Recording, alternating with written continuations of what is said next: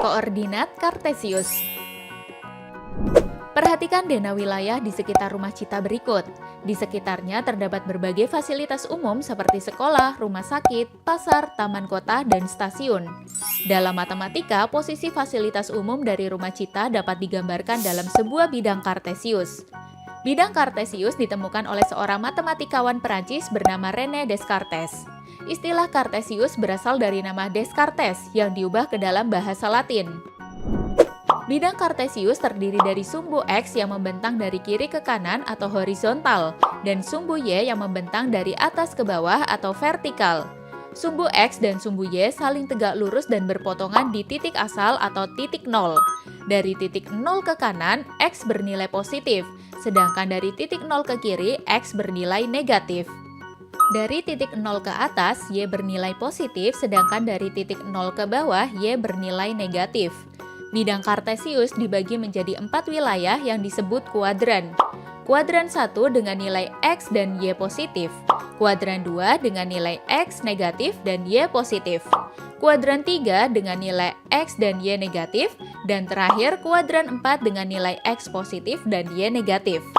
Posisi titik dalam bidang Kartesius disebut dengan koordinat Kartesius yang dinyatakan dengan X, Y. X disebut dengan apsis dan Y disebut dengan ordinat. Kembali ke zona wilayah rumah Cita di awal video. Posisi berbagai fasilitas umum dapat digambarkan dalam bidang Kartesius, di mana rumah Cita dianggap sebagai titik nol. Lalu, bagaimana posisi fasilitas tersebut terhadap sumbu X dan sumbu Y? Rumah sakit berjarak 2 satuan ke kanan dari sumbu Y dan 6 satuan ke atas dari sumbu X, maka posisi rumah sakit berada pada koordinat 2,6. Sekolah berjarak 4 satuan ke kiri dari sumbu Y dan 3 satuan ke atas dari sumbu X, maka posisi sekolah adalah min 4,3. Taman kota berjarak 5 satuan ke kiri dari sumbu Y dan 6 satuan ke bawah dari sumbu X, maka posisi taman kota adalah min 5,6. Stasiun berjarak 5 satuan ke kanan dari sumbu Y dan 4 satuan ke bawah dari sumbu X, maka posisi stasiun adalah 5,4. Bagaimana dengan pasar? Coba perhatikan dan tulis jawabanmu di kolom komentar ya. Masing-masing fasilitas umum ternyata berada di kuadran yang berbeda. Rumah sakit berada di kuadran 1, sekolah berada di kuadran 2, taman kota berada di kuadran 3, pasar dan stasiun berada di kuadran 4. Posisi berbagai fasilitas ini menggunakan rumah Cita sebagai titik asal atau titik nolnya. Jika titik asal diubah, bagaimana cara menentukan posisinya? Misalnya ditanyakan posisi rumah sakit terhadap sekolah. Dalam kasus ini, titik asal atau titik nol pindah ke sekolah, bukan rumah Cita lagi. Perhatikan, jarak rumah sakit dari sekolah adalah 6 satuan ke kanan dan 3 satuan ke atas. Maka posisi rumah sakit adalah 6,3 terhadap sekolah. Bagaimana dengan posisi taman kota dari sekolah? Jarak taman kota dari sekolah adalah 1 satuan ke kiri dan 9 satuan ke bawah. Ke kiri dan ke bawah menunjukkan nilai negatif, maka posisi taman kota adalah min 1, min 9 terhadap sekolah. Posisi suatu titik dari titik lainnya juga dapat dihitung dengan menggunakan rumus X1 min X2, Y1 min Y2. Contoh, posisi stasiun dengan koordinat 5,4 terhadap rumah sakit dengan koordinat 2,6. X1 adalah apsis dari stasiun, sedangkan X2 adalah apsis dari rumah sakit. Y1 adalah ordinat dari stasiun, sedangkan Y2 adalah ordinat dari rumah sakit. Sekarang kita masukkan ke dalam rumus menjadi X1 min X2, Y1 min Y2. 5 min 2, min 4, min 6. Hasilnya 3, min 10.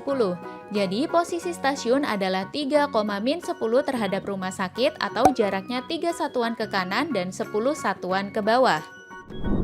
Jika dua titik dalam bidang Kartesius dihubungkan, maka akan terbentuk sebuah garis. Posisi garis terhadap sumbu X dan sumbu Y ada dalam 3 kemungkinan, yaitu berpotongan, sejajar, dan saling tegak lurus. Garis akan berpotongan dengan sumbu jika garis bertemu dengan sumbu di satu titik tertentu. Contohnya, garis antara sekolah dan taman kota berpotongan dengan sumbu X. Garis antara rumah sakit dan sekolah berpotongan dengan sumbu Y. Garis antara rumah sakit dan taman kota bahkan berpotongan sekaligus dengan sumbu X dan sumbu Y. Garis akan sejajar dengan sumbu jika garis tidak akan pernah berpotongan dengan sumbu meskipun garis dipanjangkan. Contohnya, garis antara taman kota dan pasar sejajar dengan sumbu X. Garis akan tegak lurus dengan sumbu jika garis membentuk sudut 90 derajat atau siku-siku dengan sumbu. Contohnya, garis antara taman kota dan pasar tegak lurus dengan sumbu Y. Wah, sekarang sudah tahu ya bagaimana bentuk bidang kartesius dan cara menentukan koordinat kartesius. Apa sih manfaat koordinat dalam kehidupan? Seperti yang sudah kita bahas, koordinat dapat menunjukkan letak atau posisi suatu tempat pada denah atau peta. Dalam dunia transportasi udara dan air, posisi kendaraan dan letak tempat tujuan juga dinyatakan dalam bentuk koordinat. Selain itu, koordinat juga sering dimanfaatkan dalam penempatan dan penamaan meja dan kursi dalam restoran, bioskop, stadium olahraga.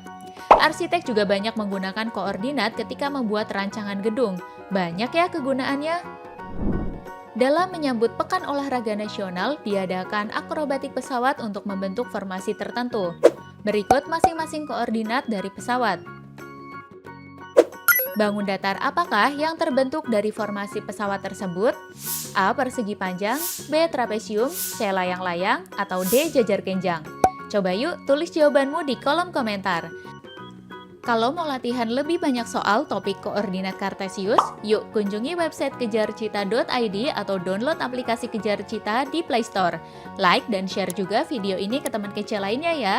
Kejar Cita, kejar ilmu, raih cita.